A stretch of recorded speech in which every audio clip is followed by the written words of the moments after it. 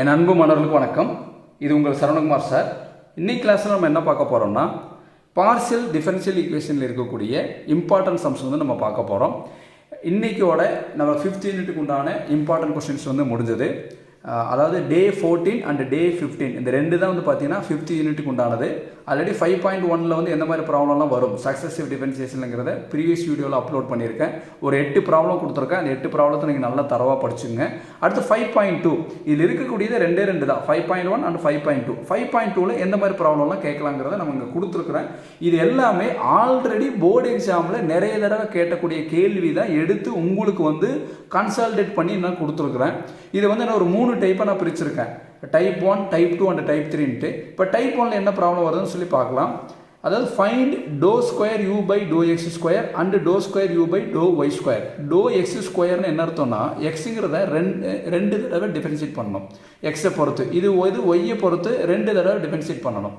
First do u by do x கண்டுபிடிக்கணும். அதுக்கப்புறம் தான் do square u by do x square கண்டுபிடிக்கணும். இதே மாதிரி தான் எல்லாத்துக்குமே.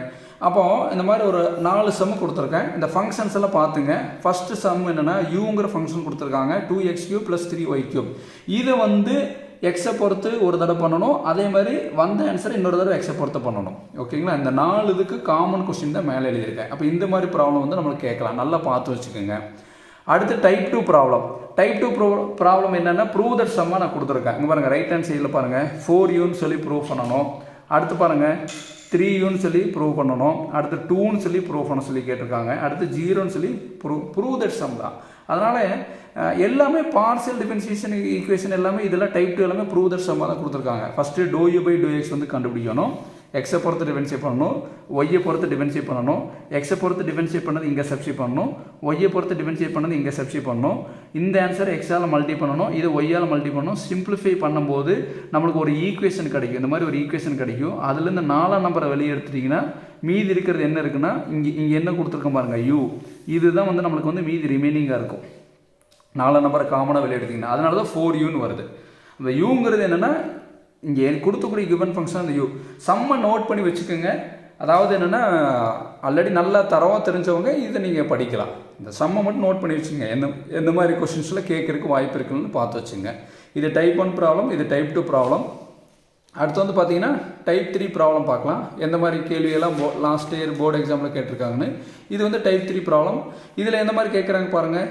To square u by do x do y கண்டுபிடி சொல்லியிருக்காங்க. அடுத்து do square u by do y do x. இங்கே டோ எக்ஸ் டோ ஒய், இங்கே டோ ஒய் டோ எக்ஸ் ரெண்டுமே வந்து ஈக்குவல்னு சொல்லி என்ன ப்ரூஃப் பண்ண சொல்லி கேட்டிருக்கிறாங்க. So that problem. அதே மாதிரி தான் இது எல்லாமே இங்கே வந்து ப்ரூஃப் பண்ண சொல்லி கேட்டாங்க. இங்கே வந்து தனியாக கண்டுபிடி சொல்லியிருக்காங்க. Do square u by do y do x and do square u by do x do y. அப்போ இந்த ப்ராப்ளத்தெல்லாம் நல்லா நோட் பண்ணி வச்சுக்கோங்க. அப்போ நீங்கள் சக்ஸஸ், அதாவது பார்ஷியல் டிஃபரன்ஷியல் ஈக்குவேஷனில் இது எல்லாமே இம்பார்ட்டன்ட் கொஸ்டின், நிறைய தடவை கேட்ட கொஸ்டின். இப்போ 7th ப்ராப்ளம் யூ வந்து log of tan x tan yன்னு கொடுத்துருக்காங்க. சம்டைம்ஸ் நமக்கு ரைட் இந்த மாதிரி அதாவது லாக் எக்ஸ் எப்படி டிஃபரன்ஷியேட் பண்ணணும்னு தெரிஞ்சு வச்சுக்கணும். அதை பேஸ் பண்ணி இது எல்லாமே பண்ணுறது.